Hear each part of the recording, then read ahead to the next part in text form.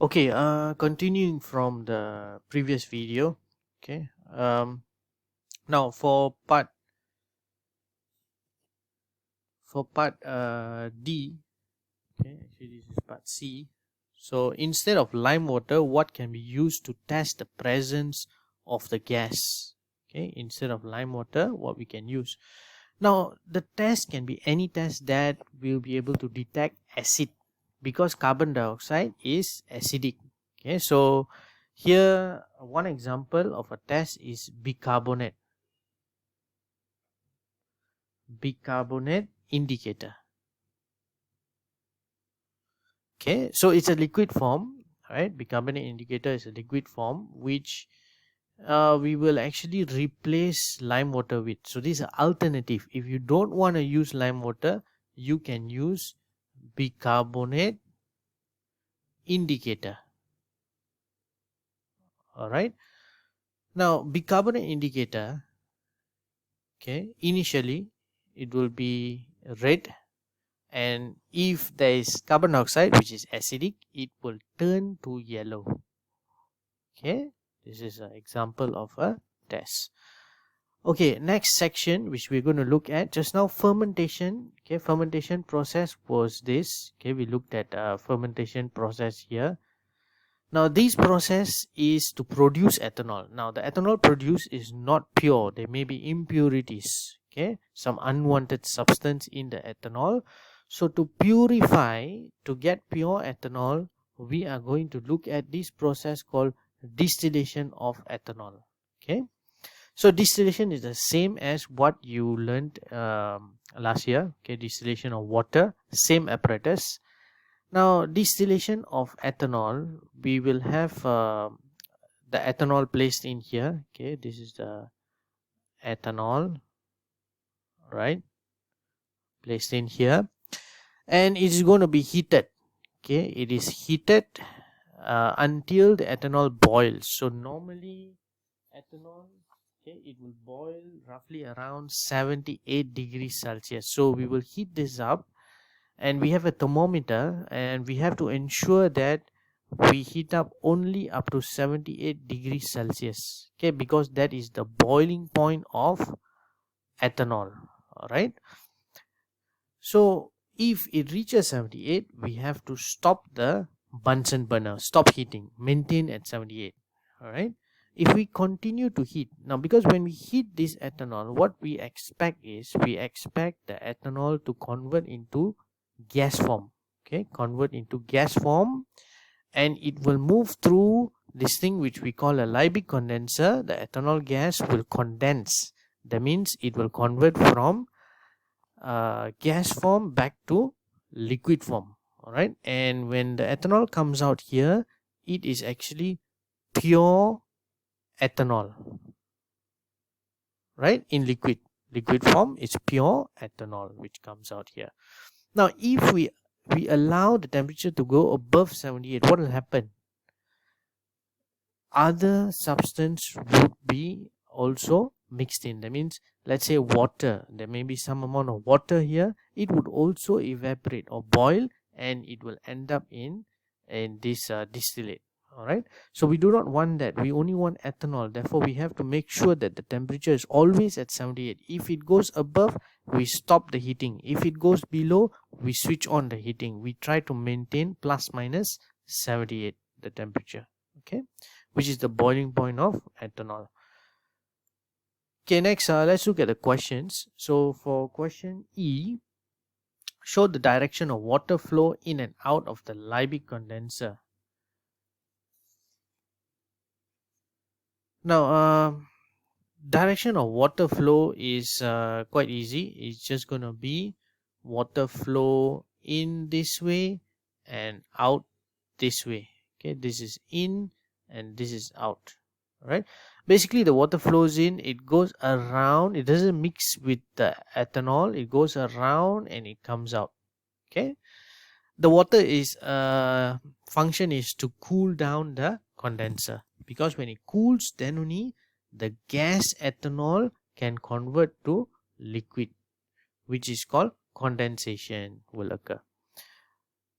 Alright, what is the process that occurs in the Liebig condenser? So this is condensation.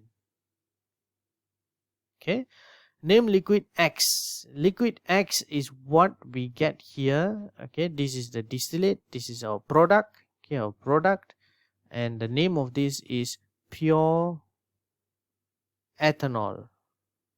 Right, it's pure ethanol. And what's the optimum temperature or to obtain liquid X? I already mentioned 78 degrees Celsius for ethanol. Okay, 78 degrees Celsius. Okay, next, what will happen if the temperature of the liquid heated is allowed to reach 100? I already gave you the answer for this. If you listened carefully to what I said just now, so please try to fill this in. I have already given you the answer. Okay, if you're still not sure, you can post in the group. Okay, maybe someone knows the answer, they can post the answer as well. What will happen if the liquid heated is allowed to reach 100? What occurs? What is the purpose of porcelain chips? Okay, porcelain chips is added into the ethanol. Okay, when it is heated, porcelain chips is added. So these porcelain chips, what is the purpose? Okay, so the answer would be to prevent bumping. Okay, to prevent bumping during heating. Okay, to prevent bumping during heating. So what is bumping during heating? It means that when you heat it up, you don't want the ethanol liquid.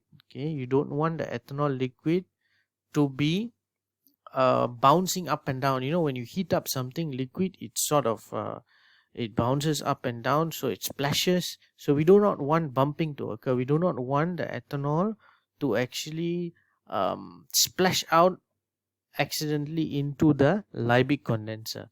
Whatever enters the Liebig condenser has to be in gas form. It shouldn't be in liquid form. So we don't want the liquid to splash around, or we call it as bumping.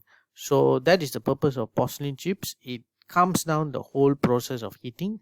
It makes it a bit uniform. So prevent bumping during heating.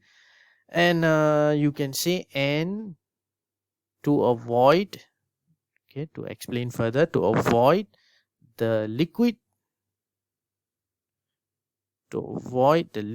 in the distillation flask to bump or to splash into the condenser. Okay, Liebig condenser. Okay, so that is all about distillation of ethanol. So we have gone through fermentation, how to produce ethanol. Okay, so fermentation, you must remember this reaction. Okay, you must remember this reaction. Glucose added with yeast, which produce zymase, will give you ethanol and carbon dioxide. So this is called fermentation. Okay, production of ethanol. Then we also look how to purify, how to clean or purify the ethanol. We use this process which is called distillation. Okay, distillation process, and that gives us pure ethanol as our product in this process. Okay, so I hope you understand that. Now for the next section in your worksheet,